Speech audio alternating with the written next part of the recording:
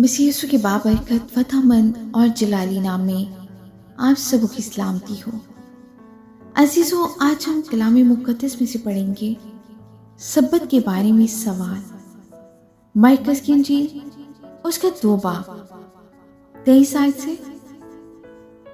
اور یوں ہوا کہ وہ سبت کے دن کھیتوں میں ہو کر جا رہا تھا اور اس کے شاگرد راہ میں چلتے ہوئے بالیں توڑنے لگے، اور فریسیوں نے اس سے کہا، دیکھ، یہ سبت کے دن وہ کام کیوں کرتے ہیں جو روا نہیں؟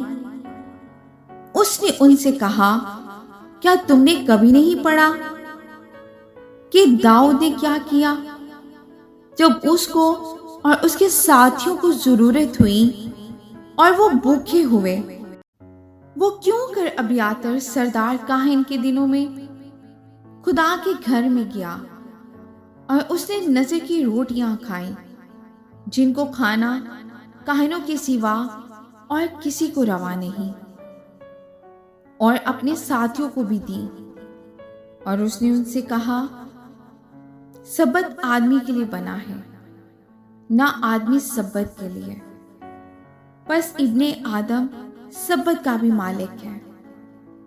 آمین۔ خداوند کے زندہ پاک کلام کے پڑھے اور سنے جانے میں اس کی برکت ہو۔ خداوند کا شکر ہو۔ عزیزو، آج کے کلام کے وسیلہ سے خداوند ہم سب کو برکت دے اور ہم سب کلام کے پڑھنے یا سننے والے محض نہ بنے، ہم کلام پر عمل کرنے والے بنے۔ آمین۔